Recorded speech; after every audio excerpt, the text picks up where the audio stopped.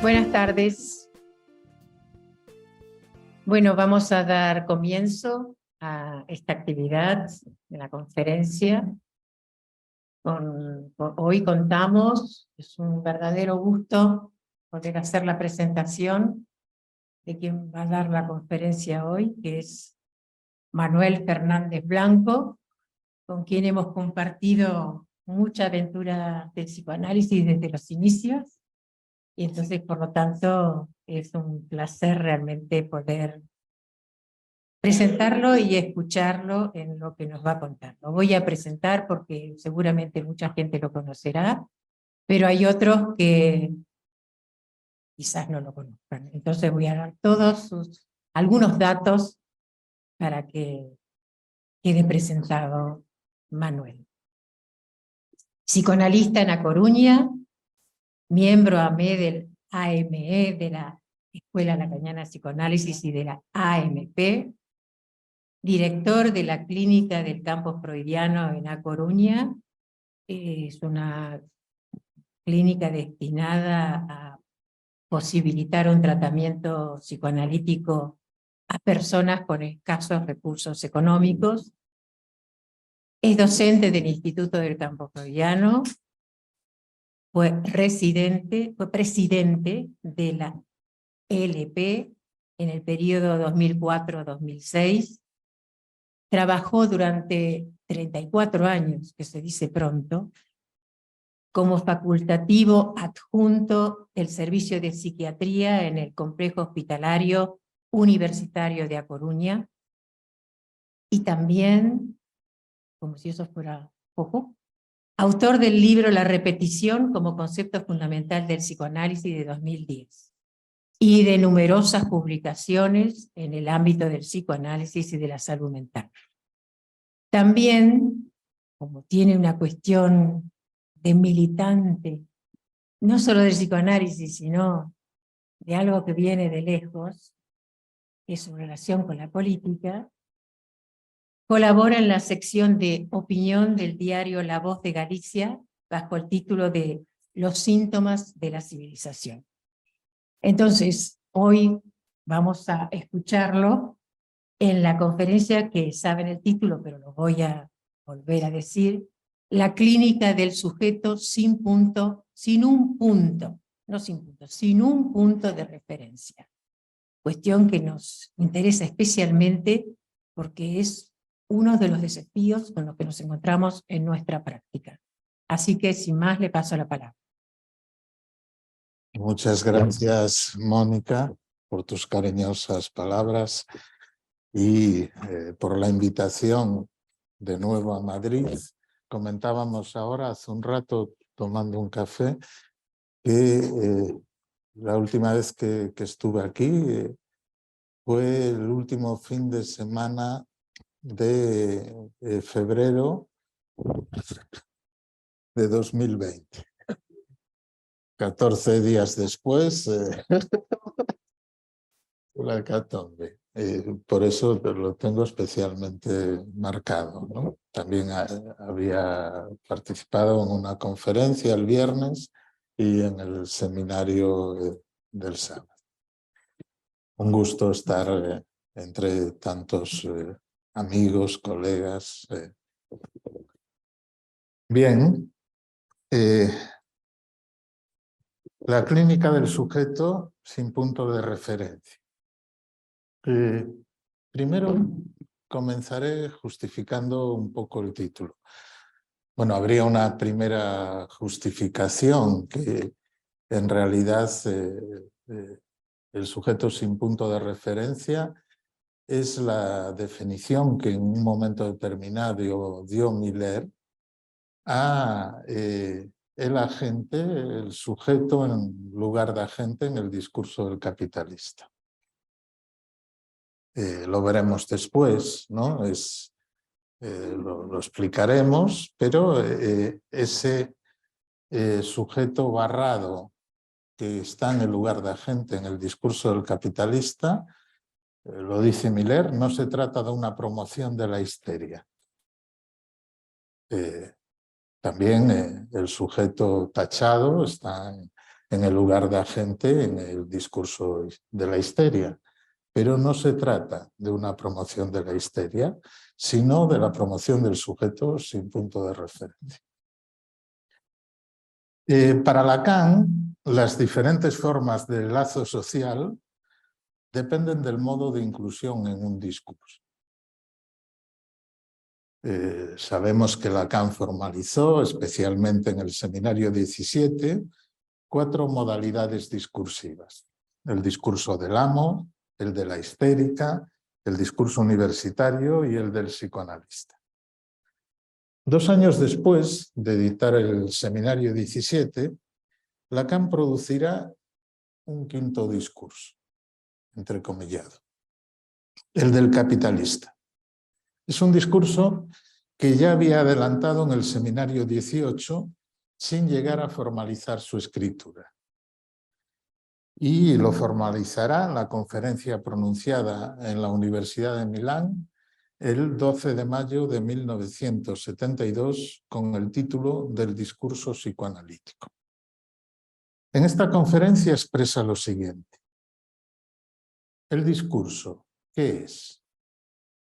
Es lo que en el orden, en la disposición de lo que puede producirse por la existencia del lenguaje, tiene la función de lazo social.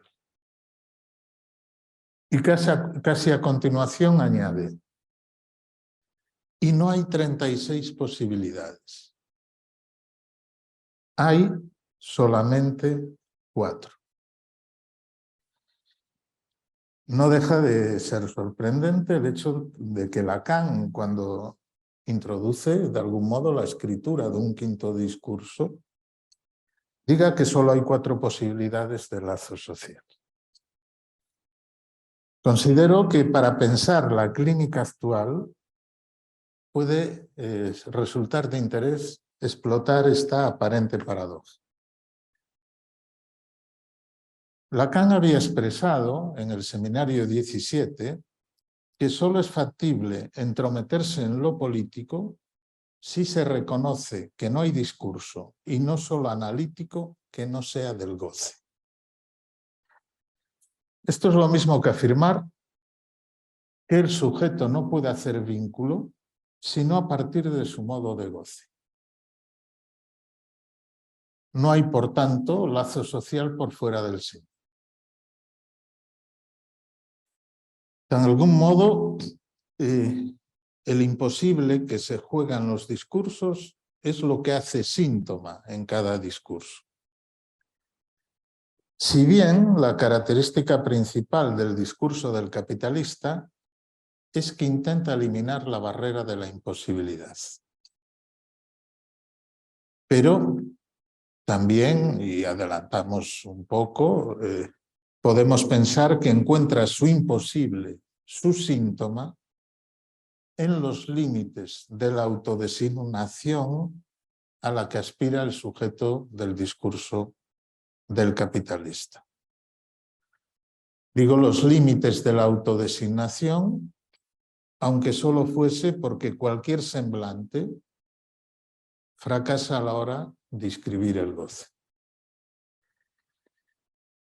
En el Seminario 18, Lacan expresa que el arreglo entre el goce y el semblante, que se presenta como castración, el arreglo entre el goce y el semblante se presenta como castración, se muestra de alguna manera inepto. Se muestra de alguna manera inepto. ¿No se escucha bien? Así. Puedo...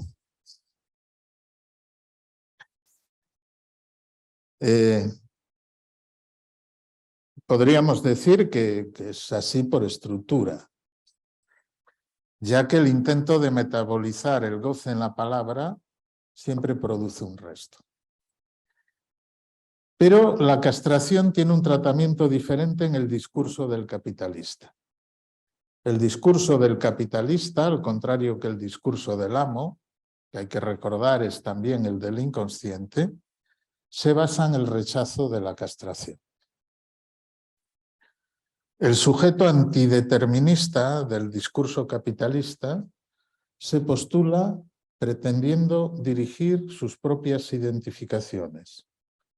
Por eso la ideología queer le viene como anillo al dedo. Es decir, se trata de un sujeto que pretende decidir todo sin deberle nada al otro. Lacan había establecido el concepto de discurso como opuesto al movimiento perpetuo, implicando una barrera en su circuito. Pero si observamos cómo se configura el discurso del capitalista en relación con el discurso del amo, están aquí dibujados en la pizarra, el discurso del amo y el discurso del capitalista. Vemos que el cambio de términos se produce en la parte izquierda. Se invierten los términos.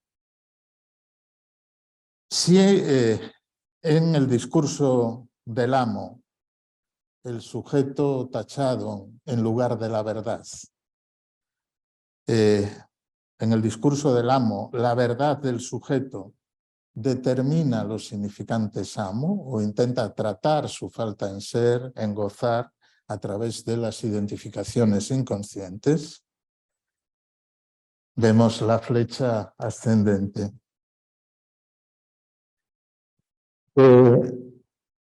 En el discurso del capitalista se invierten los dos términos de la parte izquierda y vemos que el sujeto aparece dirigiendo sus propias identificaciones, ya que existe un vector descendente que va del lugar del sujeto en el lugar de agente al lugar de la verdad. Se trata aquí del sujeto pretendiendo determinar su propia verdad.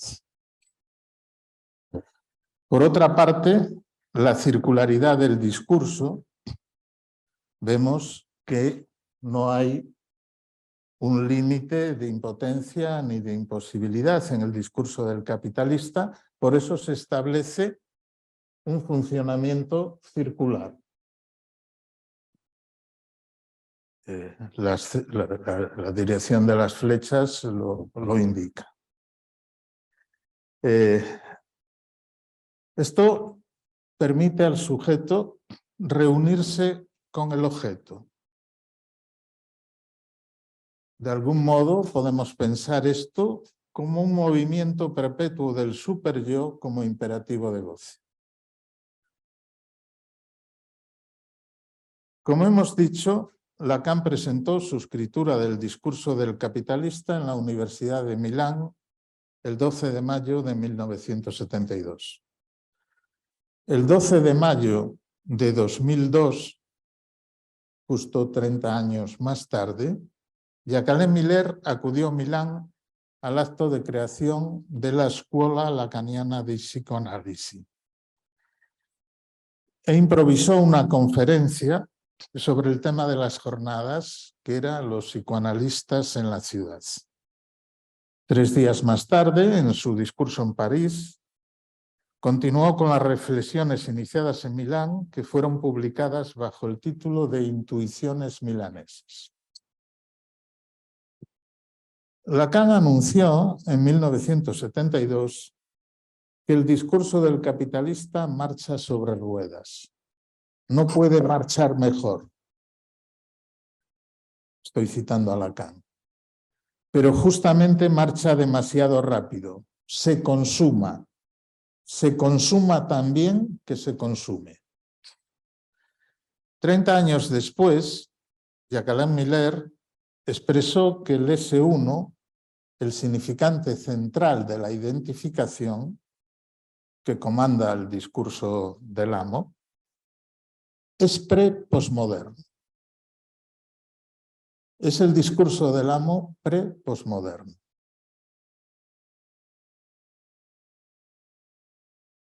El discurso del amo, que es también el del inconsciente, como hemos dicho, es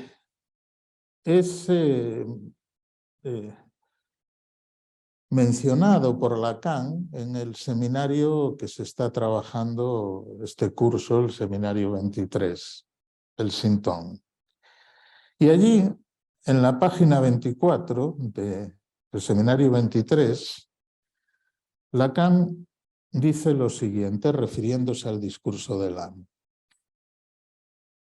¿Dónde está la verdad en esta ocasión? He dicho que en el discurso del amo se la suponía en el sujeto ese barrado, en lugar de la verdad. En la medida que está dividido. En la medida en que está dividido, perdón, el sujeto sigue sujeto al fantasma. De hecho, la parte de abajo del discurso del amo, de algún modo, incluye los dos términos del fantasma. Allí, en ese barrado, en el nivel de la verdad, debemos considerar el decir a medias. Podríamos acotar aquí que el decir a medias se opone al decir de la autodesignación.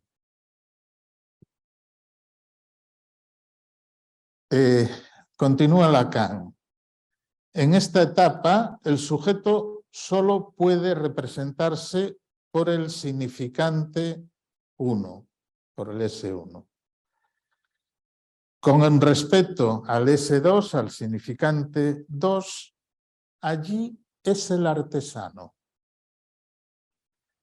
En la medida en que por la conjunción de los dos significantes, S1, S2, él es capaz de producir lo que he llamado el objeto A minúscula.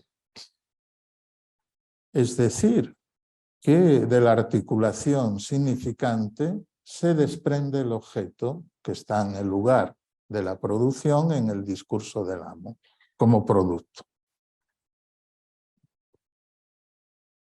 Pero producir el objeto no es reunirse con él.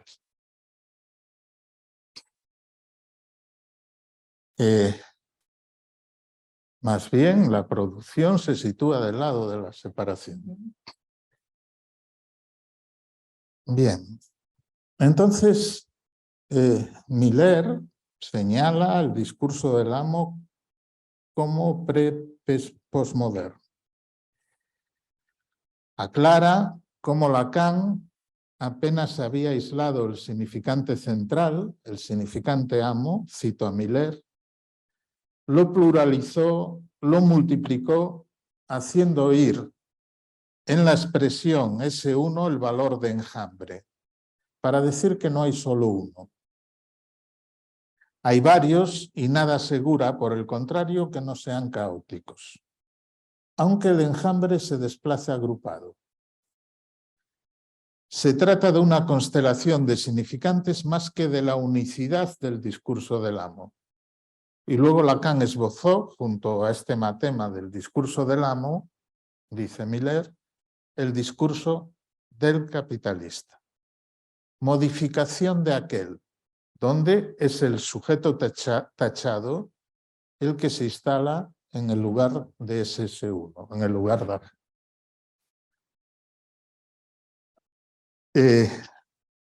Miller va a aislar esta parte izquierda del discurso del capitalista, la tenemos aquí, y aclara que en el discurso capitalista con esta escritura, lo cito, no se trata tanto de una promoción de la histeria como de la promoción del sujeto sin punto de referencia.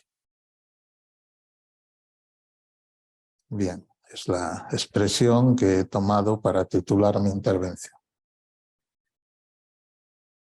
Entonces, podríamos pensar que, de algún modo, el sujeto del discurso capitalista sabe, entre comillas, que la verdad es inherente al discurso, que no hay verdad última, que la verdad es un lugar que varía y que diferentes elementos pueden venir al lugar de la verdad.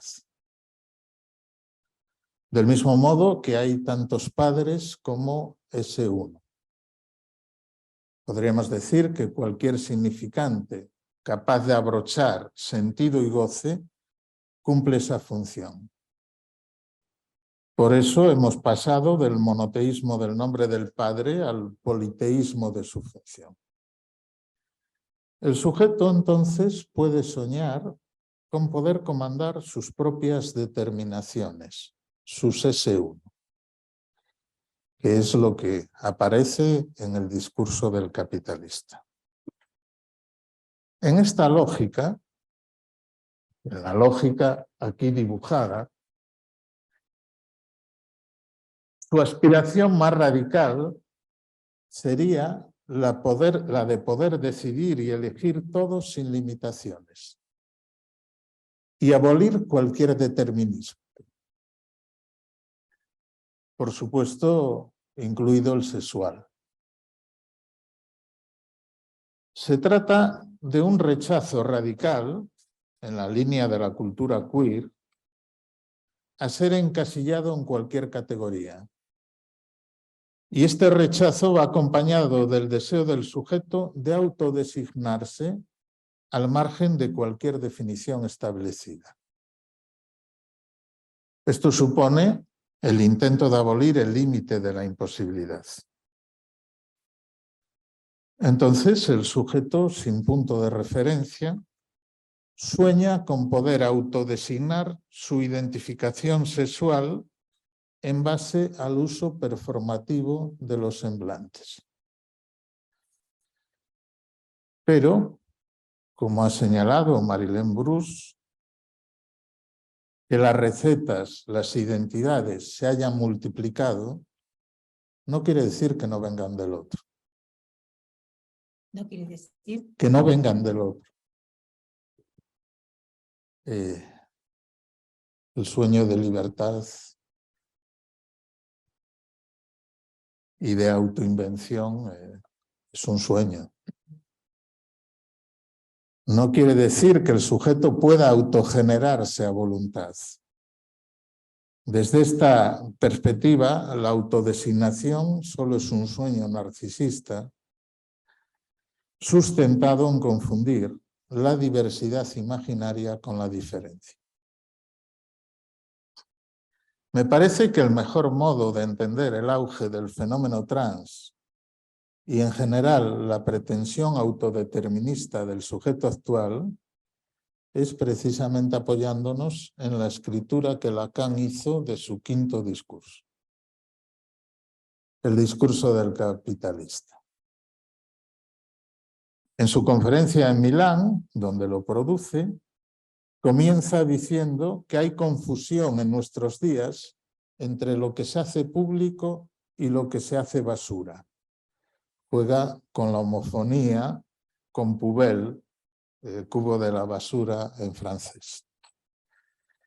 Afirmó hace más de 50 años que hubo un tiempo en el cual lo público no era lo mismo que lo privado y cuando uno pasaba de la exposición de lo público a la de lo privado, se sabía que era un develamiento. Pero ahora, dice Lacan en 1972, eso no devela nada, porque todo está develado. Esto hace 50 años, más de 50 años. Lacan afirma en ese momento que el discurso capitalista es algo locamente astuto, pero destinado a estallar. Esto puede hacernos pensar que el nuevo estatuto del sujeto que postula este discurso puede ser, y vamos a usar un significante de la época, poco sostenible. Sabemos que el sujeto del discurso capitalista es también el sujeto empresario de sí mismo. En la misma línea discursiva. Sabemos que el superyo freudiano exigía la renuncia al goce en nombre de los ideales. La culpabilidad correlativa al superyo clásico se ligaba al conflicto entre los ideales y el goce. Y a la deuda simbólica. Es decir, no hace tanto tiempo los pecados del padre se heredaban. Ahora no es tan claro. Entre otras cosas, porque la transmisión simbólica no funciona igual entre las generaciones. Tendríamos que preguntarnos, igual no se transmite ni el secreto. Bien, no me atrevo a afirmarlo, ni mucho menos, pero por jugar con eso. Entonces, si el sujeto al que ya llamaremos clásico se culpabilizaba por gozar o por querer gozar del modo inadecuado o por su herencia simbólica familiar, el sujeto neoliberal se siente culpable de no gozar lo suficiente. Por eso, la lógica del capitalismo actual, del capitalismo pulsional, empuja lo ilimitado. La culpabilidad no se liga a querer gozar de más, sino a no gozar lo suficiente. Jacques Miller, Éric Laurent han destacado que en la lógica neoliberal somos culpables de nuestros fracasos. El discurso neoliberal produce de esta manera un nuevo sujeto, un sujeto que debe, en palabras de Éric Laurent, maximizar su vida. Debemos pensar más, disfrutar más, experimentar una vida sexual más intensa. Si no lo maximizamos, lo vemos como un fracaso donde los únicos culpables somos nosotros mismos. Es una cita a Éric Laurent en una entrevista que concedió a un diario israelí. El superyo actual exige el éxito. Por lo tanto, la felicidad pasa a ser un deber, una obligación. Y la obligación de ser feliz ha instalado en la civilización la depresión generalizada. Porque ser feliz sigue siendo difícil, me parece. Por más que haya imperativos o obligaciones. Sí. No nos sale. Además, vemos como la promesa de felicidad se hace depender fundamentalmente del consumo, lo que favorece una ilusión de una relación directa del sujeto con el objeto de goce, como en el discurso del capitalista. Esta especie de naturalismo lleva el fantasma al primer plano de la relación social. Podríamos pensar que la búsqueda de la maximización de nuestra vida empresa, el sometimiento a la cultura de los resultados, podría verse recompensada por la exhibición del éxito que el sujeto mostraría como espectáculo al mundo. Bien, la contracara de esta exaltación narcisista es que si hay fracaso, la identificación es al desecho prescindible. Es decir, que la contracara de la exhibición del éxito es el empuje al pasaje al acto. Suicida. Está en este momento en primer plano. Sí, que está en este momento en primer plano. La clínica del pasaje al acto suicida. Y además ampliándose a franjas de edad, la adolescencia, donde era realmente muy minoritario. Exactamente. Yo recuerdo que al inicio de mi práctica hospitalaria realmente la casuística suicida en la infancia y la adolescencia era muy escasa. Actualmente las cosas están cambiando. Es casi un problema político. Sí, sí, se ha constituido, en este caso, yo creo que para bien, en un problema político. ¿Sí? La optimización del sujeto neoliberal incluye también una neuropolítica. La gestión de nuestro capital neuronal. Es por esto por lo que algunos autores, como Negri, se refieren al capitalismo actual como capitalismo cognitivo. Pero tal vez el aspecto más radical de la tendencia a lo ilimitado, propio del discurso capitalista actual, es el movimiento transhumanista. La pretensión de poder abolir la muerte en el horizonte de este siglo. Google fundó en el año 2013 Calico, una sociedad de biotecnología destinada a luchar contra el envejecimiento con el proyecto explícito de matar la muerte. Los gurús del transhumanismo ya están prometiendo la inmortalidad. Prometen ganarle la partida al amo absoluto, a la muerte. Bien. El sujeto antideterminista es un objetor de la oposición significante. El sujeto antideterminista es un objetor, como se diría, objetor a la mili en los tiempos que la había, es un objetor de la oposición significante. El sujeto del discurso capitalista aspira a no estar atado a nada, tampoco a la oposición significante. Un transexual masculino puede ser el padre de los hijos a los que da a luz.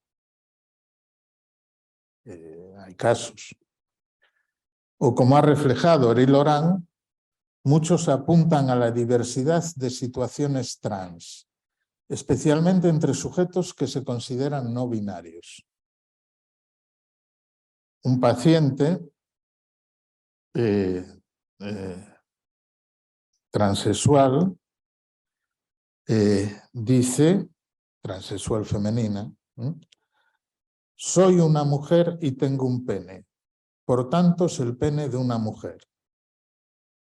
Quiere utilizarlo en sus relaciones sexuales. Vemos como la ruptura del binarismo no se circunscribe exclusivamente a la identidad de género. Se produce en el campo del lenguaje en tanto tal. Con la ruptura del sentido derivado de la oposición significante, la metáfora pierde su lugar frente a la metonimia. Con la abolición de la oposición significante, saltan las barreras que establecían que una madre no es un padre o que una mujer no tiene pene.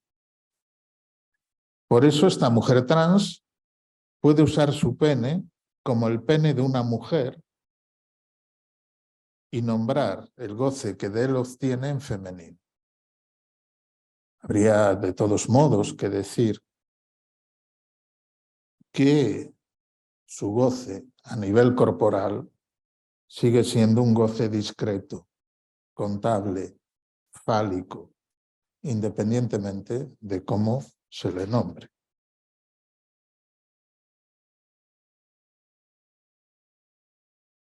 Hoy es un hecho que la distribución sexual clásica basada en el binario hombre y mujer está en crisis. Esto es algo que fue adelantado por Lacan también en 1972, en enero de 1972, en su seminario. Es el mismo año de la escritura del discurso del capitalista. es o peor, ¿no? Si no, el 19. El 19. Seminario 19. Y ahí afirmaba: no sabemos qué son el hombre y la mujer. Durante un tiempo se consideró que esta bipolaridad de valores sostenía suficientemente, suturaba lo tocante al sexo. Actualmente la pluralización de las identidades sexuales diluye el binarismo, que cede su lugar a una distribución sexual que tiene que ver con la diversidad inclasificable. Digamos, las categorías se diluyen por la pluralización ilimitada. De ahí el añadido del signo más a la posible lista de identidades y orientaciones. El sujeto actual pretende aspirar a una identidad sexual variable, incluso en función de la circunstancia, el momento, fluida, irreductible a cualquier clasificación. La clínica como la página ausente de los estudios culturales sobre el género. El éxito político de la ideología queer es innegable. Realmente, si nos dijesen cuando se inició las primeras manifestaciones, los primeros escritos, hace ya unas décadas, iba a tener esta incidencia política, probablemente seríamos incrédulos en aquel momento, algo totalmente minoritario. El éxito es innegable. La ley trans es de clara inspiración queer. La cultura queer comporta una resistencia decidida a los regímenes de lo normal. Como ha destacado en su día Jacqueline Miller, el queer subraya que el goce es rebelde a toda universalización, a la ley, y objeta al gay, al que sobrepasa, que éste se quede en los límites del significante amo masificante. Es la cita de Miller. Plantear el goce como rebelde a la ley, a la universalización, a toda propuesta normativa, es un punto de confluencia claro entre el psicoanálisis y el movimiento queer. Pero también existe una diferencia clara. Esta diferencia no se basa, a mi juicio, en la crítica habitual de los teóricos del movimiento queer al psicoanálisis lacaniano, basada en sostener que a través de la teoría de la sexuación, el psicoanálisis sostiene el binarismo de género, aunque solo sea por hablar de goce masculino y de goce femenino. La diferencia fundamental se basa en la clínica. Del mismo modo que Lacan decía que el goce es la página vuelta ausente en la filosofía, la clínica es la página vuelta ausente en los estudios que abordan la cuestión sexual desde una dimensión estrictamente cultural. Los que tenemos experiencia clínica sabemos perfectamente que hay elementos, marcas, fijaciones de goce, que existe la dimensión sintomática de la sexualidad y que no se elige a voluntad.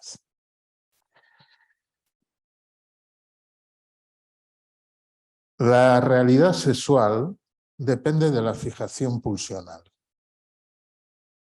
Por eso no se elige el modo de goce o se cambia por un simple acto performativo.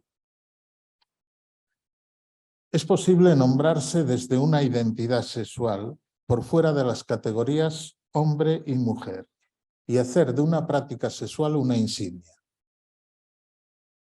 Esto abre a la diversidad de las prácticas en base a la utilización de distintos objetos, diferentes tratamientos del cuerpo, diferentes tipos de travestismo, de lesbianismo, etcétera, etcétera.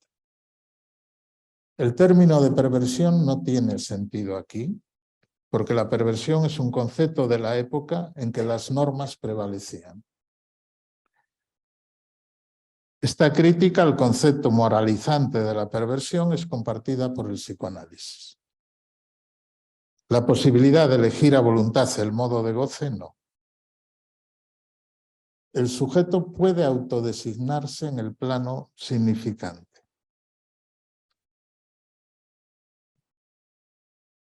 Pero la fijación del goce lo determina. Por eso, la elección del sexo, o cómo somos elegidos por el sexo, es absolutamente singular e independiente del sexo biológico, del género y de la elección de objeto. Y depende del encuentro contingente que cada uno haya tenido con la sexualidad, es decir, del trauma. Y la marca, la fijación de goce que se haya jugado en ese encuentro. La sexualidad humana nunca es normativa. No hay más sexualidad que la desviada. Sí. Desviada. Pero esto, visto de otra manera, no hay más sexualidad que la perversión de cada uno permite. En este sentido, no hay más sexualidad que la desviada. Entonces, nunca es normativa porque la fijación pulsional absolutamente singular no se aviene a ninguna norma. Por otra parte, nada elimina la insatisfacción estructural del ser humano. Por eso la promesa de que un cambio de identidad puede resolver el problema del goce, aunque se compruebe en el caso por caso que para algunos sujetos es la mejor solución, esto por delante, pero nunca se resuelve completamente el problema del goce. Y cuanta más expectativa puesta en una solución absoluta, total, más probabilidades de que pueda resultar fallida. Porque para nadie es posible la plena armonía sexual. La sexualidad del sujeto trans, como la de todos, también es anómala y desviada respecto de lo sentido y autopercibido a nivel del yo. La diferencia entre transexualismo y transgénero, el sexo no es el género, modo de goce y semblante. Expresé en alguna ocasión que los máximos defensores de la diferencia sexual y del binarismo de género, en la época dominada por los ideales de igualdad y por la aspiración a una identidad sexual autodesignada y variable, son los sujetos transexuales. Su creencia o muchas veces su certeza en la diferencia sexual lleva al sujeto transexual a someterse a la llamada cirugía para el cambio de sexo, lo que implica una transformación radical de su cuerpo, incluida la transformación genital. Hablo de la transexualidad. Sabemos que el transexualismo ha sido objeto de interés de los psicoanalistas. Lacan, en el Seminario 18, recomienda la lectura de Sexo y Género de Stoller sobre ese transexualismo, y allí critica que el autor eluda la cara psicótica de estos casos, cito a Lacan, por carecer de toda orientación, por no haber escuchado nunca hablar de la forclusión lacaniana que explica de inmediato y muy fácilmente la forma de estos casos. Bien. Parece claro que el fenómeno de empuje a la mujer resulta central en muchos casos de transexualismo femenino, de hombre a mujer. Sin embargo, esto nos obliga a precisar una clínica diferencial del fenómeno de empuje a la mujer. No podemos equiparar la clínica del empuje a la mujer en los casos de psicosis extraordinarias desencadenadas, el Rever sería el paradigma, con la de la transexual que se considera víctima de un error de la naturaleza por sentirse una mujer prisionera en el cuerpo de un hombre. En el Rever, ser la mujer es el resultado de una imposición que lo sitúa como objeto de la voluntad de un otro que vive como exterior. Y el empuje a la feminización se da en el curso de un desencadenamiento franco del proceso psicótico. En cambio, la transexual que busca adecuar su cuerpo a su ser femenino parece guiada por una voluntad interna. Interna. No es la imposición de un otro exterior. Esto nos debe llevar a plantear una clínica diferencial del fenómeno de empuje a la mujer.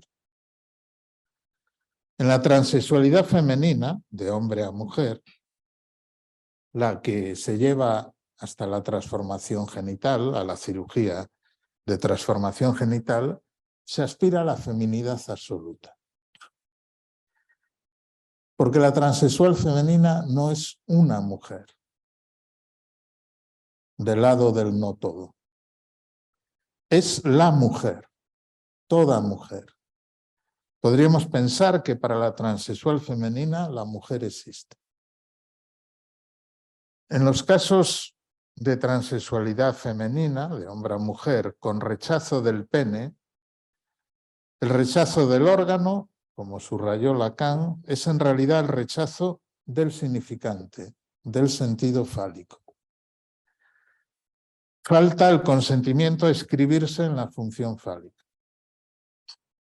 Es algo que Lacan aclara en el Seminario 19, cuando expresa: un órgano no es un instrumento más que por mediación de esto en lo que todo instrumento se funda, que es un significante.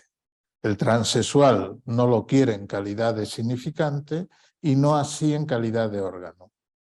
En eso padece un error, que es justamente el error común. Su pasión, la del transexual, es la locura de querer librarse de ese error. El error común que no ve que el significante es el goce y que el falo no es más que su significado. Por otra parte, Lacan en el Seminario 18 parece referirse exclusivamente al transexualismo femenino, al empuje a la mujer. En la variante del transexualismo masculino, la casuística era más escasa. Si en la transexualidad femenina se aspira a ser la mujer absoluta, en la transexualidad masculina, de mujer a hombre, podríamos ver la aspiración a ser el hombre universal. Como ha señalado Catherine Millot, los transexuales masculinos quieren ser como todo el mundo, quieren ser hombres. Quieren estar bajo lo universal.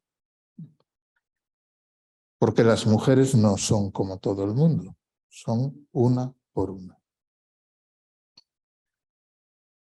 Considero que esta expresión de Catherine Millot, referida a la transexualidad masculina, querer ser como todo el mundo, es decir, querer cobijarse bajo lo universal fálico, puede ser de utilidad para entender por qué actualmente, paradójicamente, en la época de mayor auge del feminismo, el fenómeno transgénero, no transexual, transgénero, entre los adolescentes es mayoritariamente de transición a la identidad masculina. No se pueden saber datos muy exactos, pero al menos hasta en mi práctica hospitalaria era más en los últimos tiempos una relación de 4:1, más o menos. Por otra parte, cada vez con más frecuencia, la demanda de transición se produce bajo lo que se ha dado en denominar disforia rápida o repentina. Es decir, La convicción trans se desarrolla en muy poco tiempo y a menudo sin antecedentes en la infancia. Es un dato a tener muy en cuenta. Pero volviendo al seminario 18, Lacan señala que para el muchacho se trata en la adultez de hacer el hombre, dando signos a la muchacha de que se lo es, lo que ubica la cuestión en la dimensión del semblante. Esto ocurre también en el cortejo a nivel animal, etológico, que es del orden del semblante. Pero Lacan matiza.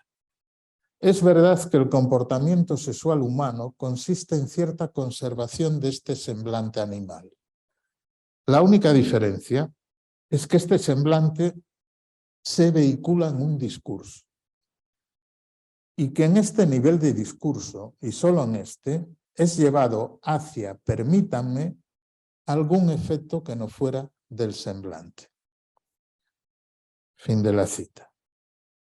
Lo importante desde el punto de vista clínico es que Lacan relaciona esto con el pasaje al acto. Dice, en los límites del discurso, por cuanto éste se esfuerza en sostener el semblante mismo, hay de tiempo en tiempo real. Lo llamamos pasaje al acto.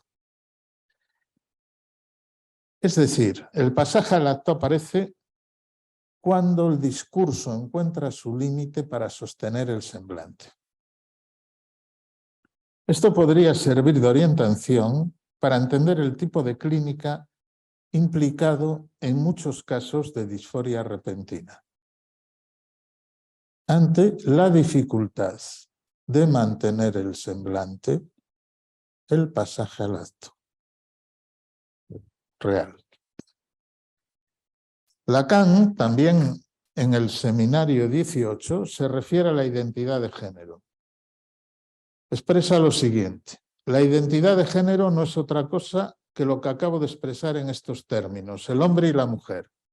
Es claro que la cuestión de lo que surge allí precozmente solo se plantea a partir del hecho de que en la edad adulta el destino de los seres hablantes es repartirse entre hombres y mujeres.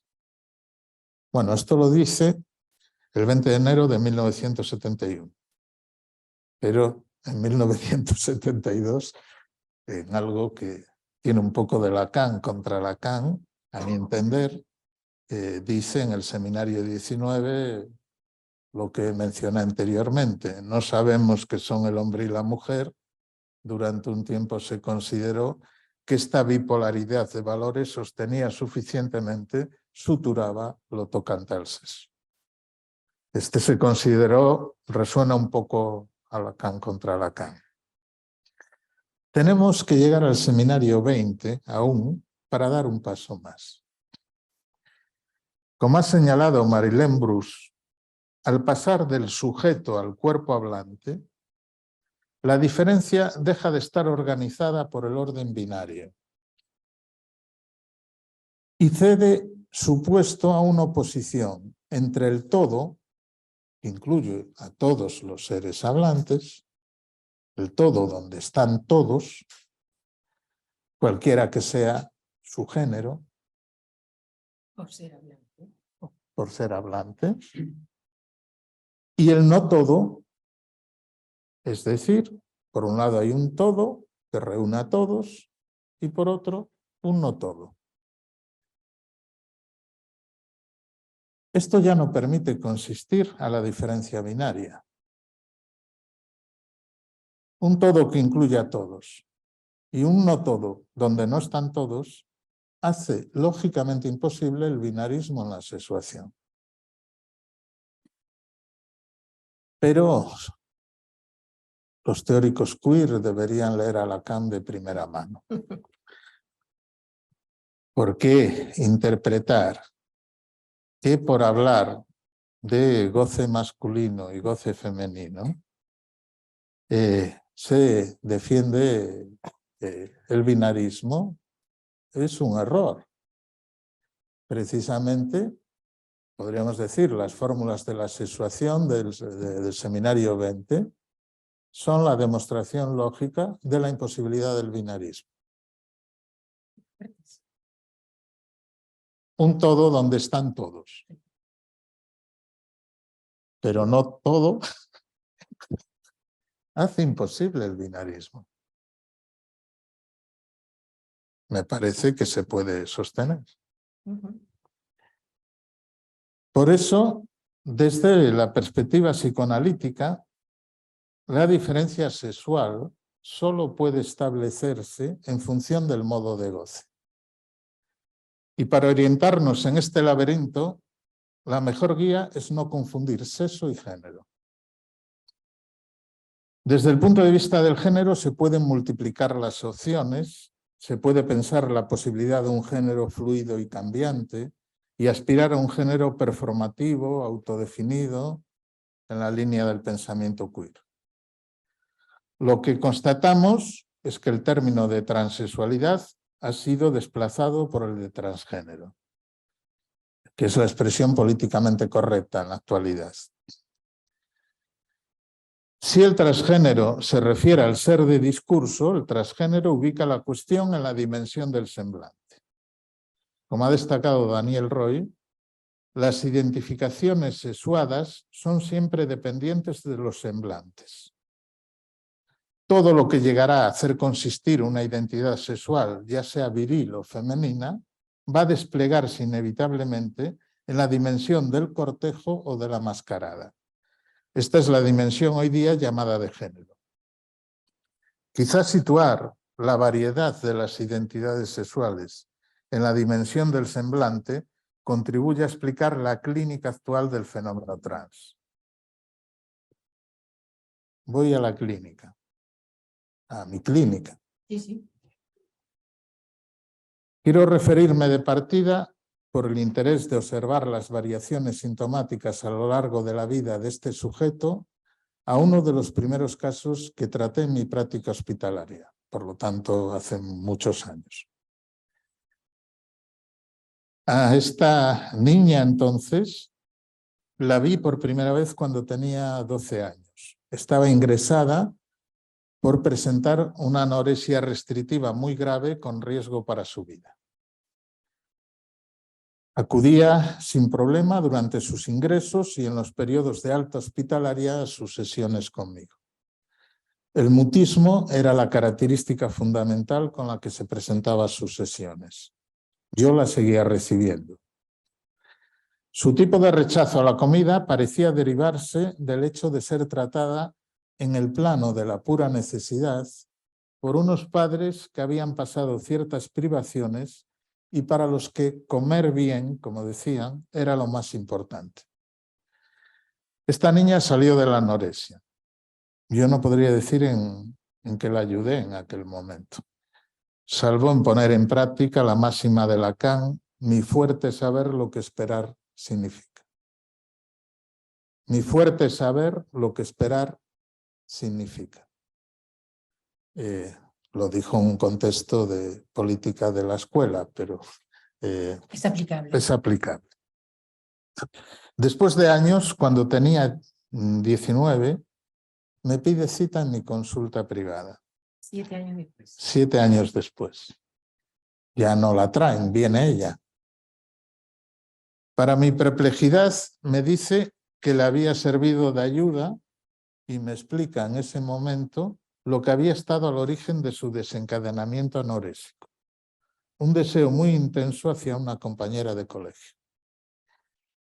Me dice que viene a tratarse buscando aclararse con su sexualidad. Lo que inicialmente apareció bajo la forma del rechazo, ahora hacía síntoma. Hace un tramo de análisis que concluye cuando logra irse a trabajar a otra ciudad y establece una relación con otra mujer. Después de casi 30 años sin contacto, me llama. Pasaron 30 años. Y comienza a venir de nuevo. ¿Con cuántos años? Pues 30. tiene casi 50, sí. Sí, está actualmente. Me queda claro en su presentación actual la docilidad histérica a los síntomas de la época. Ha comprendido que en realidad todos sus problemas se derivaron de su disforia de género. Se define en este momento como hombre trans y ha adoptado un nombre masculino. No tiene urgencia por realizar tratamiento hormonal ni intervenciones quirúrgicas sobre su cuerpo. Dice que lo hará en el futuro. Ya ha consultado en la unidad específica del hospital, pero considera que antes tiene que resolver otras cuestiones. Se trata de seguir esperando. Creo que seguiremos esperando indefinidamente. Tal vez esta asunción de una identidad masculina, amparada en las coordenadas de la época, es una solución sintomática que en realidad apunta a lo más arcaico del origen del sujeto, su lugar en el deseo del otro. Siempre había sido una constante en su discurso que sus padres, tras el nacimiento de su hermana mayor, esperaban que ella fuese un varón. Siempre adoptó una identificación viril, pero ahora piensa en la posibilidad de una transformación real de su cuerpo. El caso de este sujeto es el de un recorrido que lleva actualmente a situar como causa fundamental de su malestar a lo largo de su vida y antecedentes psicopatológicos lo que denomina su disforia de género.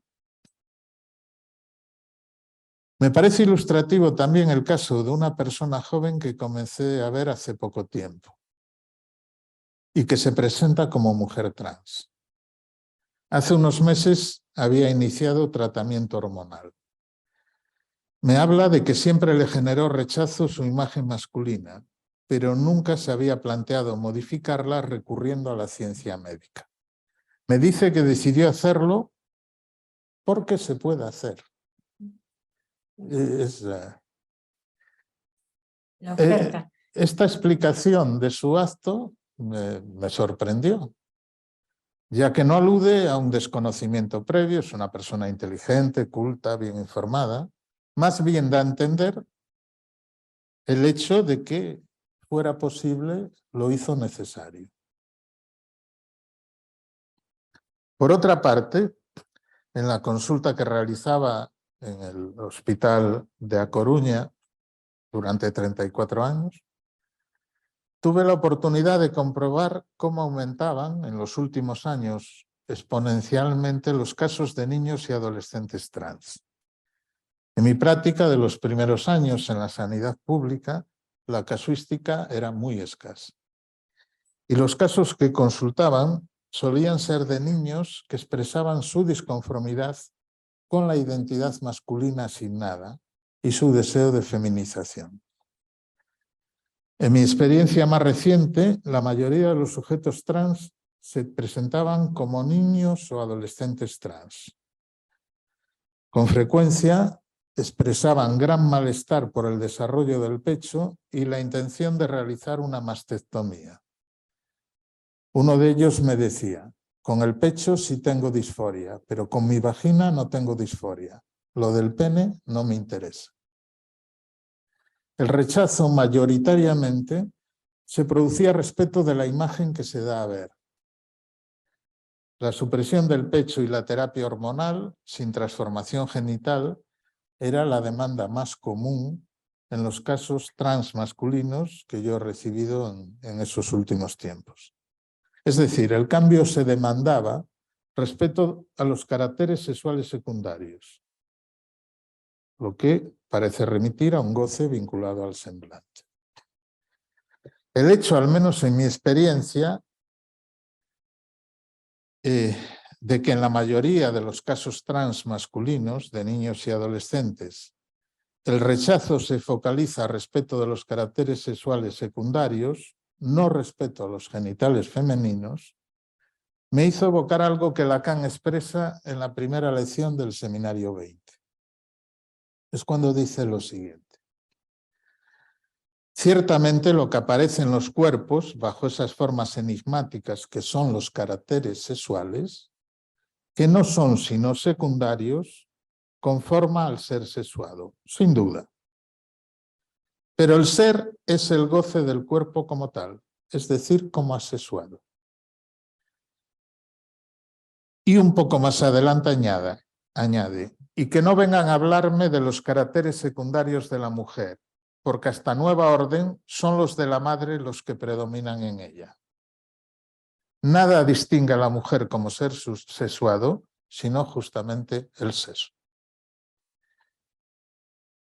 Ninguno de estos sujetos a los que me he referido se presentaban desde la división subjetiva, con una pregunta. Se presentan con una respuesta. No es una pregunta. Y una respuesta amparada en los significantes amos de la época en la que el diagnóstico de disforia de género se rechaza por su carácter patologizante. La pretensión de conformar una identidad autoconstruida comienza por darse un nombre propio que no le deba nada al otro. Aquí tenemos la conexión con lo que mencionábamos antes de la autodesignación, el autodeterminismo del sujeto del discurso capitalista. Un nombre propio que no tenga nada que ver con la deuda simbólica. Tal como destaca Daniel Roy, tendríamos que aprender del hecho de que estos niños dejan oír como su primera demanda un cambio de nombre por otro, escogido por ellos mismos. Una declaración de parte de quien se hace responsable de la llegada de un nuevo ser hablante a nuestro mundo. Entonces, se observa, en la mayoría de estos casos, es mi impresión, el intento de producir un nuevo anudamiento, donde la transformación real del cuerpo produce una nueva imagen con efectos de nominación. Pero el fenómeno transactual no se deja explicar exclusivamente desde la clínica de la forclusión. Y podemos relacionarlo con la pretensión del sujeto del discurso capitalista de elegir el sexo de forma fluida. Bien, para terminar. La diversidad sexual no es la diferencia sexual. Y la diferencia sexual no es la singularidad sexual. Lacan desarrolló en el Seminario 20 que solo en función del modo de goce fálico o no todo fálico es posible pensar la diferencia sexual. Aquí está la clave fundamental. Como decía antes, no conviene confundir el sexo y el género. Y por lo mismo, la posición transexual y la posición transgénero. Tampoco se trata de confundir ninguna de estas posiciones con el travestismo. Tal como aclaró Catherine Millot en su libro Es sexo, ensayo sobre el transexualismo, los hombres que se visten con ropas femeninas obtienen con esa imagen en el espejo o con el ofrecimiento de esa imagen a la mirada del otro excitación sexual. El travestido juega a menudo de modo exhibicionista a mostrar el pene, a revelar el engaño, como un modo de obtención de goce sexual fálico. Sin embargo, los trans masculinos suelen ocultar sus genitales femeninos de los que se avergüenzan. ¿Sabíais que, en su texto de orientación para las jornadas de la LP de 2019 sobre la discordia entre los sexos a la luz del psicoanálisis, refiriéndose al seminario 11 de Lacan, expresaba que el objeto de un análisis es saber qué se satisface? Esto nos debe llevar a tomar en cuenta, sin fascinarnos, el desorden creciente en la sexuación. Algunos de los fenómenos en los que se expresa este desorden tal vez sean la expresión actual de fenómenos antiguos. Podemos pensar, por ejemplo, que la envidia del pene o la identificación viril se hace trans. Por eso, tras la diversidad, la calle es cada vez más variopinta y la ruptura del ordenamiento fálico binario, el mejor modo de orientarse en la clínica es el síntoma como singularidad de goce. Como ha señalado Marilyn Bruce, la identidad y el género como identidad sexual son del otro y están en el otro. Lo que es nuevo hoy es que han aparecido recetas alternativas a las que estaban en juego en el lazo social. Esto es todo y es mucho. Pero la multiplicidad de las identidades no modifica en nada su modo de funcionamiento. Siguen estando en el otro e intentan proponer nuevos modos de empleo del lazo social.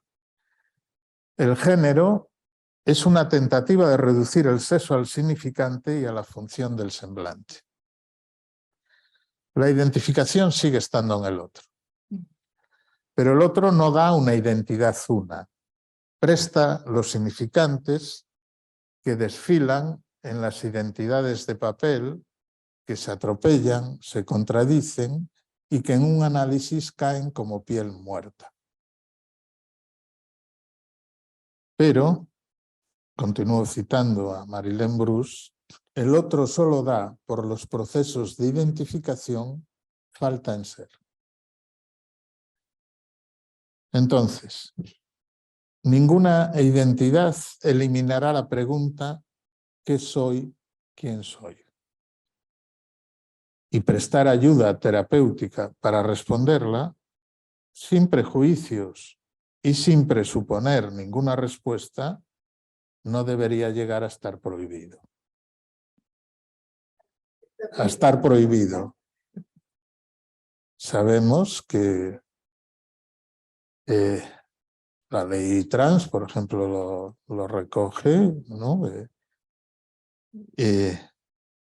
En teoría, la única terapia admisible sería la terapia afirmativa. Y cualquier pregunta, interrogación, podría entenderse como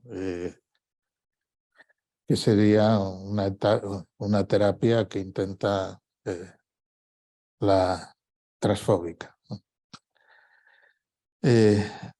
Pretender que la única terapia admisible sea la afirmativa sería un factor de desprotección, especialmente de los niños y adolescentes. A mí me sirvió de mucho que el análisis me protegiera de mí mismo. Casi a todo.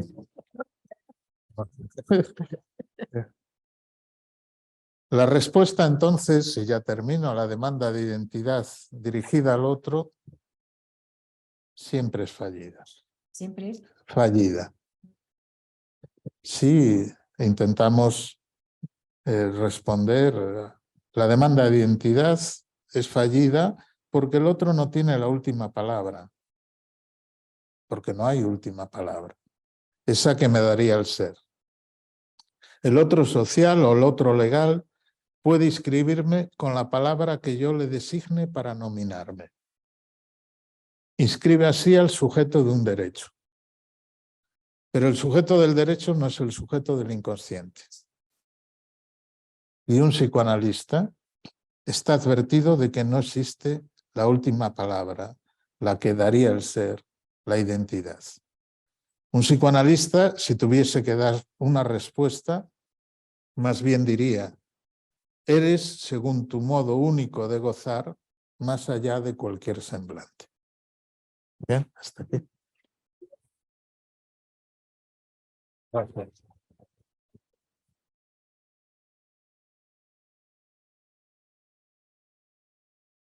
Muchísimas gracias, pero muchas gracias, Manuel, por este despliegue de lo que es este sujeto sin punto de referencia. ¿No? Me parece que hay algunas cuestiones que son verdaderamente a tener en cuenta en lo que tú has dicho, porque renuevan cuestiones que estaban políticamente, están, mejor dicho, políticamente muy dentro de una normativa. Uh-huh. Entonces, creo que el psicoanálisis muestra una vez más cómo tiene la posibilidad de hablar y decir y precisar lo que está en juego en este síntoma moderno. Es uno de los síntomas modernos es un desafío verdaderamente. Así que muchas gracias. Ya tenemos 2 preguntas. Bueno, tenemos una pregunta que es de Dolores Castrillo, que está directamente ahí. Hola, Dolores. No, bueno, muchísimas gracias, Manuel, por tu conferencia realmente, bueno, muy rica, con muchos matices, y para cuando se grabe volverla a escuchar con detenimiento, porque se me hace imposible ahora recordar todo lo que has dicho y las enseñanzas que transmites. Solamente un comentario y una pregunta.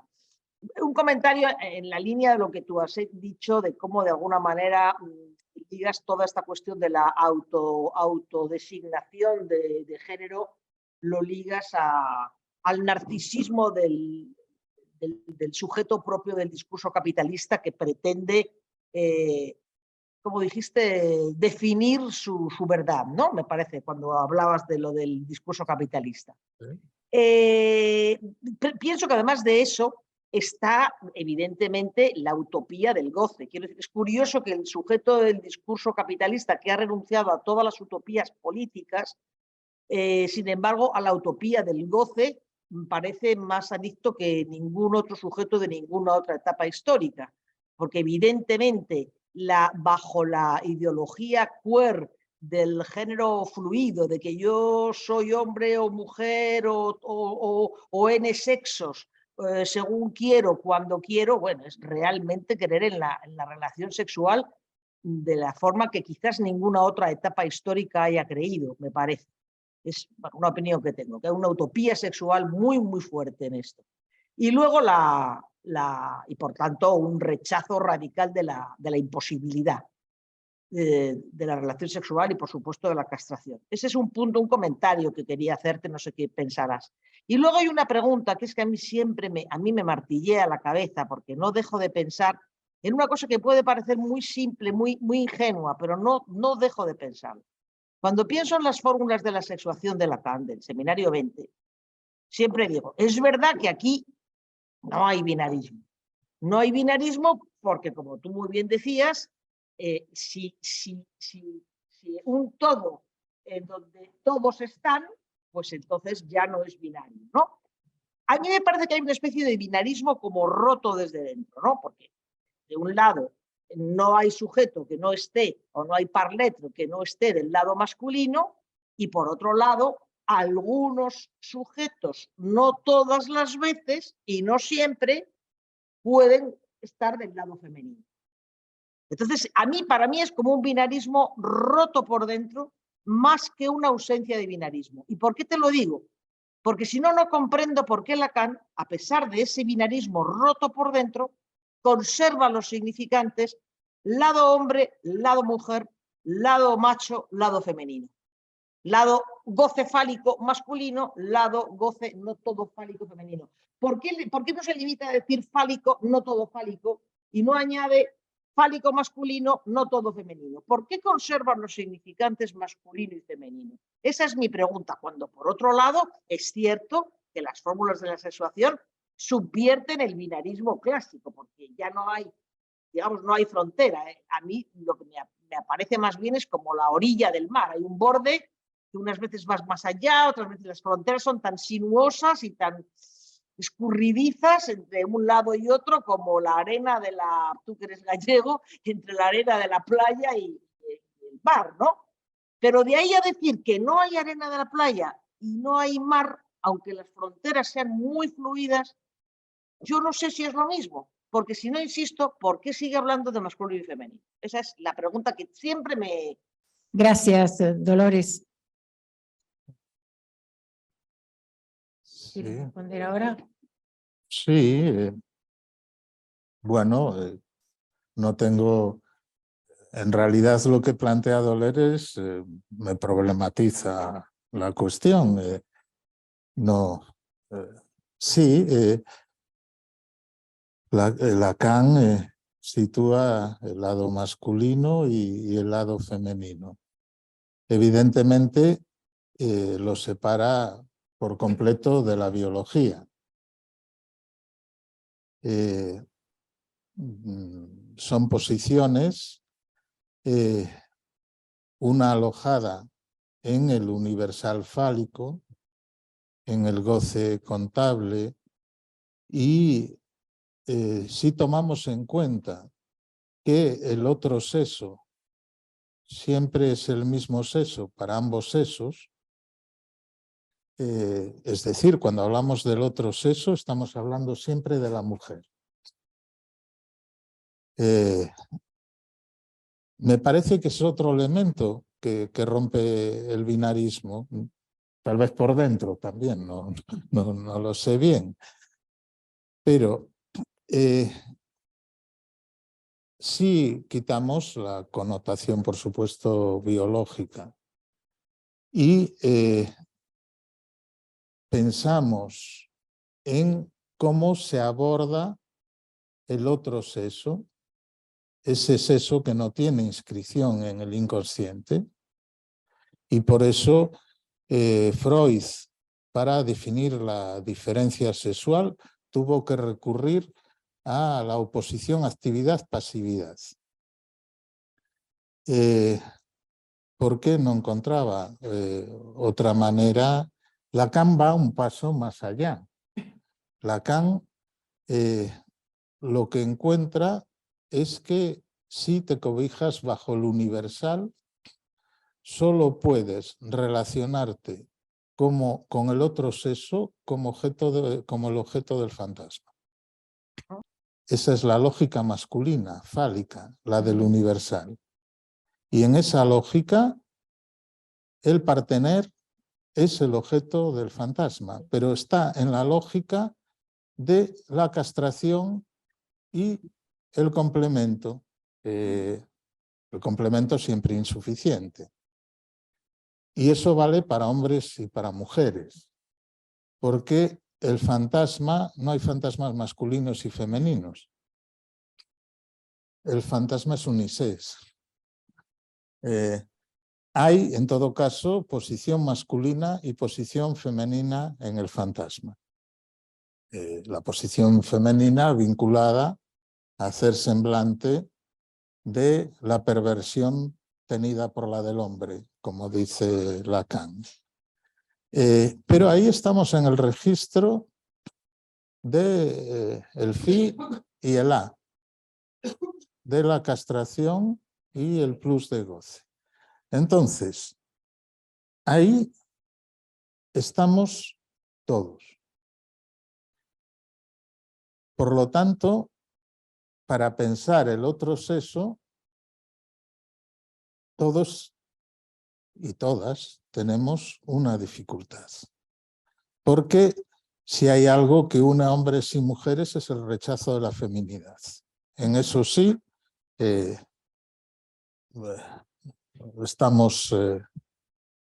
somos iguales. No la rechazamos de la misma manera. Por supuesto, no pretendo decir eso. Pero entonces, creo que la clave está en lo que decías, Dolores, que una parte de ese todo, en el que estamos todos, hay no todos, no todas, y mucho menos todo el tiempo, tienen una relación al goce que no pasa por el universal. Y esto es lo que hace que me parece que rompe, se puede pensar que sí rompe el binarismo, precisamente por esta cuestión de que el todo se hace, no diría incompleto, sino inconsistente, al menos en algunos casos, al menos en algunos momentos. Pero tendría que pensarlo mejor porque sí, tu pregunta me ha problematizado y habría que darle unas cuantas vueltas más. Bueno, Gracias, Dolores. Vamos a otras preguntas o comentarios. Amanda. me ha deseado un poco de lo que te iba a preguntar, que te voy a preguntar, pero como esto me parece un punto enormemente importante de debate, a mí lo que se me ocurre para responder a esto que ha planteado Dolores es que si Lacan no puede dejar de hablar de un cierto binarismo, vamos a decirlo así, es porque el significante es binario, es decir, porque en la medida que estamos inmersos en el significante, no podemos escapar del binarismo. Él, en el avance de su enseñanza, es verdad que pasa de una lógica binaria a una lógica trinitaria, podríamos decir, cuando plantea el nudo, por una parte. Pero también se le plantea este mismo problema en el nudo, porque en el seminario de RCI él habla de 3 redondeles y en el seminario del Santón dice no, hay que incluir un cuarto. Porque el nudo de 3 es un nudo ideal, dice Lacan, pero la encarnación del nudo en cada ser hablante requiere del anudamiento sintomático con un cuarto elemento. Con lo cual se vuelve a reintroducir el problema del binarismo, porque el 4 forma parte de la lógica binaria también.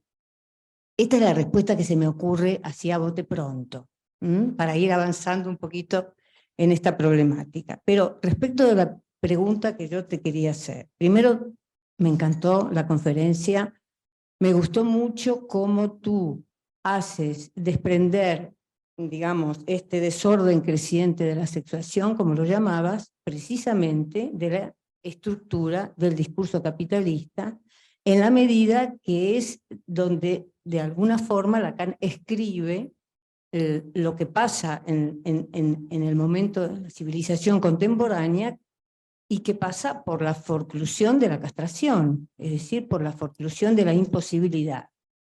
Entonces a mí siempre me pasó que no entendí por qué Lacan sigue conservando el término discurso cuando habla del discurso capitalista, cuando en realidad esto que escribe del discurso capitalista no es un discurso.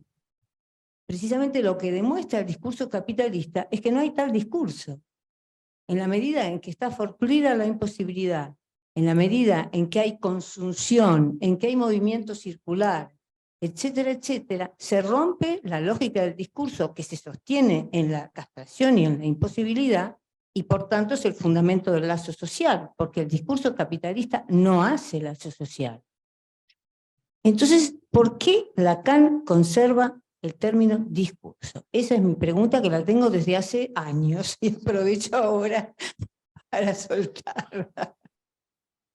Él mismo, yo lo señalé en la conferencia, justo la paradoja de que cuando produce el matema del discurso del capitalista, dice que solo hay 4 formas posibles de lazo social, no 36. Por lo tanto, hay que nombrarlo como él lo dice, él lo nombra el discurso del capitalista. También es verdad que si lo venía forjando, especialmente en el seminario anterior, en el seminario, sí, en el 18, azuza a los asistentes al seminario y les dice: y ustedes no me han interrogado por lo que es el discurso del capitalista, basta cambiar una letrita y tal, pero no lo llega a formalizar, lo formaliza creo que el año siguiente. Pero con reservas. Al mismo tiempo que formaliza el discurso del capitalista, dice solo hay 4 formas de lazo social, porque no hay otra posibilidad de vínculo social que desde un discurso. Entonces, es un discurso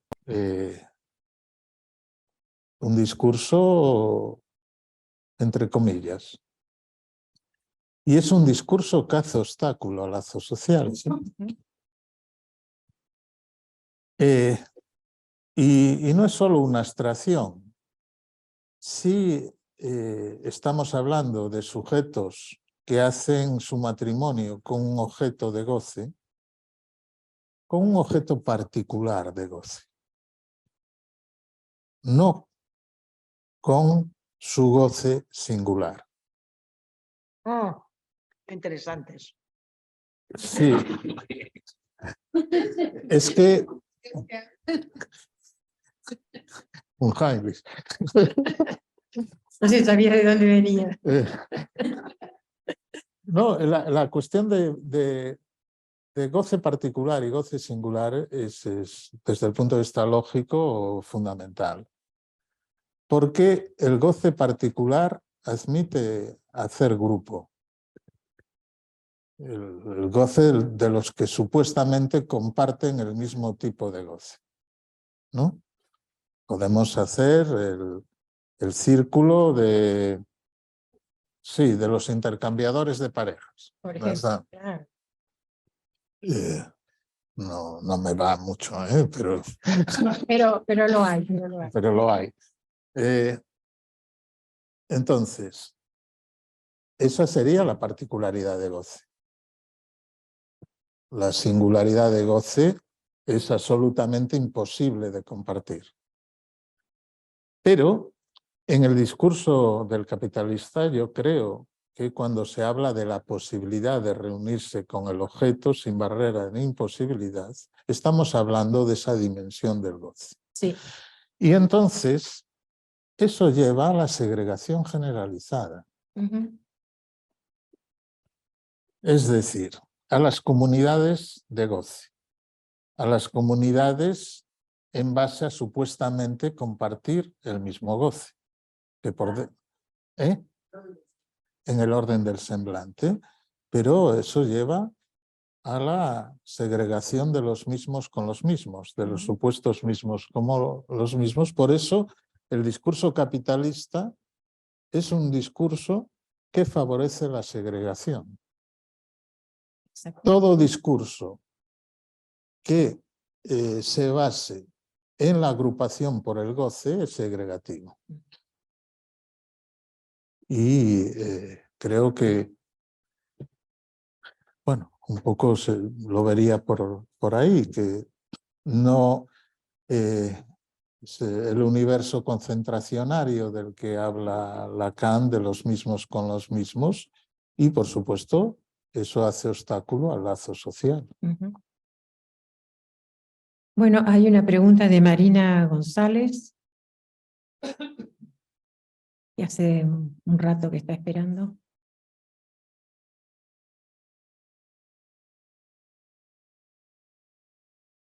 Marina, ¿estás ahí? Si no, pasamos a otra pregunta. Bueno, esperemos entonces cuando vuelva. Andel, entonces. Mi paisano. Sí. Me vino a la cabeza una moda hipermoderna de la educación de los padres con los hijos, que es esto de que el padre es el mero acompañante del proceso educativo del hijo, ¿no?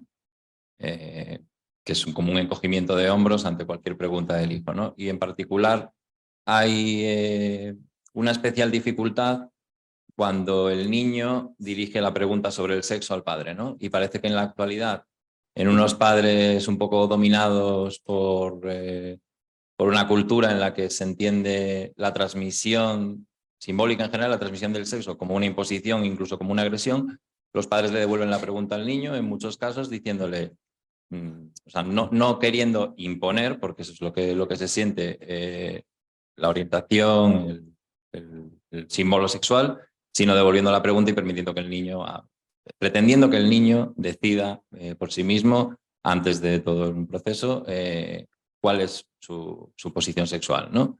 Que me parece que es dejarlos completamente desorientados, ¿no? Y me recordó a precisamente algo de lo que habla Lacan en el capítulo que vamos a tratar mañana, cuando habla de color hombre y color mujer, y dice que el hecho de que se establezca un color hombre y un color mujer permite también que haya hombres color de mujer y mujer color de hombre, ¿no? Es decir, poner un significante para que el niño oponga, ¿no? Que me parece que es lo que está faltando.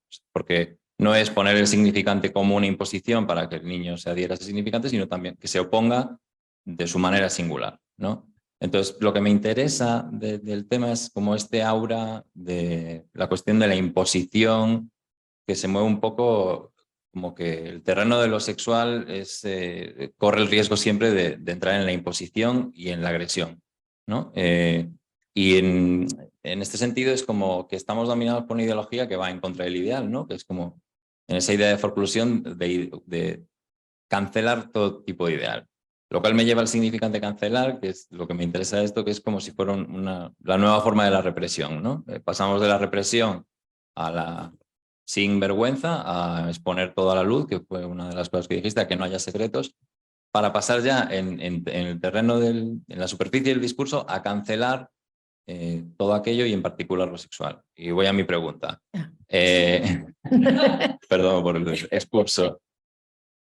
Me parece, es una percepción subjetiva que se vive con especial intensidad en lo sexual. Y me pregunto si es una manifestación más de la incapacidad de los padres para imponer cualquier transmisión simbólica, sea en la sexuación, en el linaje, en las ideologías, en lo que sea, o si está ahí la raíz del problema. Si esta cuestión de no ser capaz de responder por la pregunta del sexo es un poco pues, lo estructural, ¿no? en esta crisis de autoridad que hay hoy en día de los padres con los niños.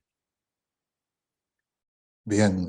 Una Creo, pregunta, ¿eh? Una pregunta larga. Sí, Bueno, la pero pregunta es corta, la introducción fue la... creo que en parte incluye la respuesta, ¿no? Me viene a la cabeza una frase que yo siempre recuerdo de Eric Laurent. Los padres que por temor a condicionar a sus hijos renuncian a ejercer una influencia, los dejan sin una orientación clara en la vida. Es, creo así, además, literal, me parece perfecta. Efectivamente, hay un deber ético de influir, debería haberlo. Aunque solo sea para que exista esa referencia, como decías, a la que oponerse. Pero es que lo contrario de eso es la desorientación absoluta. Y me parece que se podría vincular eso con la desprotección de la infancia. Recientemente Miller introdujo en nuestro debate actual algo muy fuerte, que igualar el niño al adulto es un atentado a la democracia. Y yo añadiría una crueldad para el niño. Porque el niño necesita de la perversión, de la versión del padre. Necesita de tomar de la madre esos pequeños detalles que no hacen una mujer, pero que son signos de la feminidad. Y con eso hacer lo que se pueda, ¿no? No me quiero sustraer porque me parece muy interesante que introdujeras lo de cancelar, porque eso nos lleva a lo woke, ¿no? Podríamos decir que desde el pensamiento woke, o el movimiento woke, el núcleo de toda opresión, sea racial, ideológica, de clase no hablan tanto, pero de género, etcétera, el núcleo es el patriarcado. Y entonces, ¿cuál es la propuesta? La propuesta es efectivamente una actuación política muy radical desde la posición de la ofensa también histórica, de exclusión, de cancelación de cualquier sujeto que haya presentado, aunque sea en el pasado, un signo de ese tipo. De conducta de explotación, de racismo, de machismo, de abuso, etc. Desde la posición que se hace, nos podríamos preguntar si no se introduce la peor versión del padre. Es decir, el padre aquel que no permitía la disidencia y que condenaba al ostracismo a todo el que no se plegara a sus designios. Es decir, a veces lo que se arroja por la puerta retorna por la ventana. Y rechazando al padre se puede entronizar una versión, la más feroz y cruel, del padre. Bueno, hay una persona, Carlos. Es Carlos Buenas tardes. Muy interesante la conferencia. Me parece que mi pregunta la acaba de contestar, porque mi pregunta era en relación al discurso capitalista como un discurso posterior, digamos, evolutivamente al discurso del amo, y la relación paradójica, digamos, que tiene ese discurso con el patriarcado.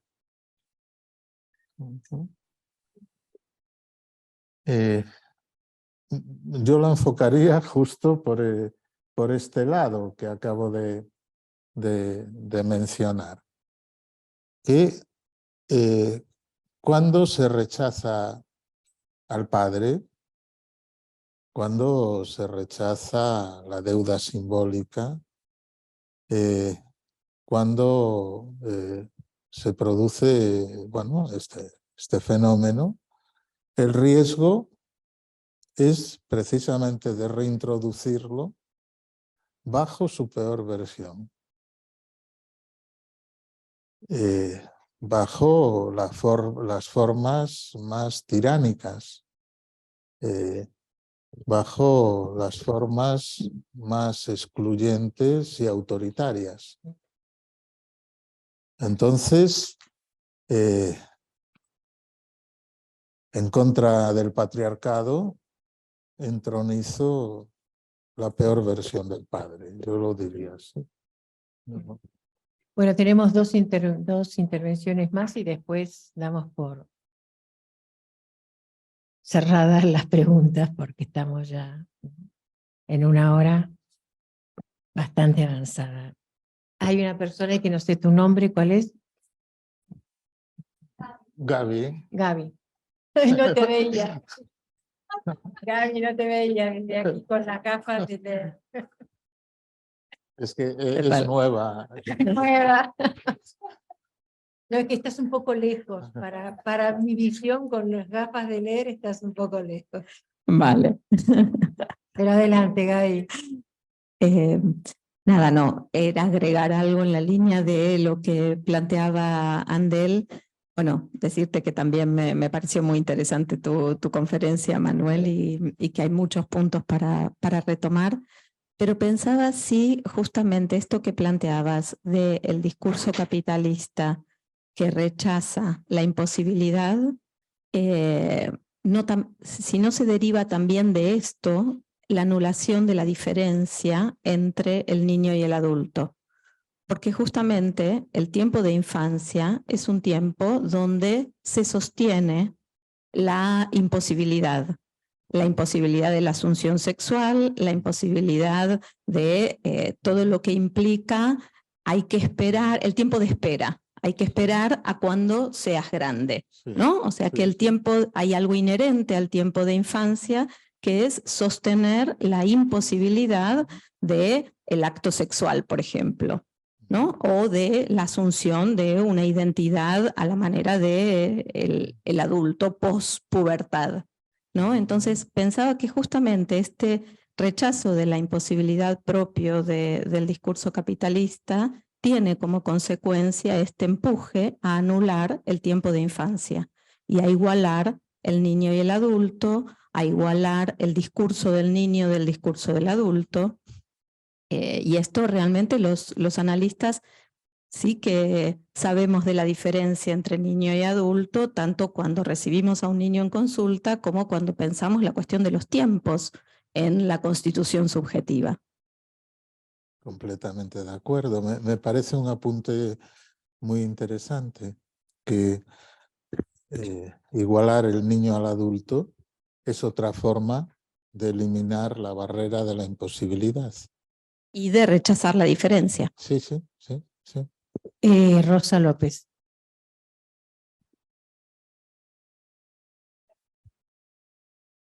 Bueno, Manolo, me ha encantado la conferencia, es un texto fantástico, lo he grabado por suerte y lo tendremos todos después colgado en la plataforma. Muy riguroso.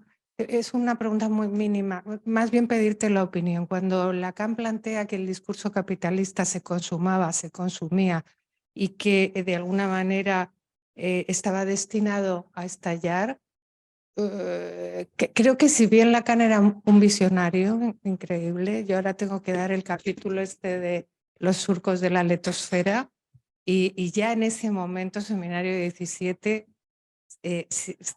ya sabía todo lo que está pasando ahora, pero no sé si no se ha confundido con esto, porque no veo yo que el discurso capitalista se vaya a consumir. Ni a estallar, lo único que ha estallado es el cohete de los Max y o sea, ha perdido no sé cuántos mil millones de esto y ahora es el segundo millonario, bueno, pero no veo yo la salida realmente. ¿Y si pensamos en el cambio climático? Sí, pero aun con eso.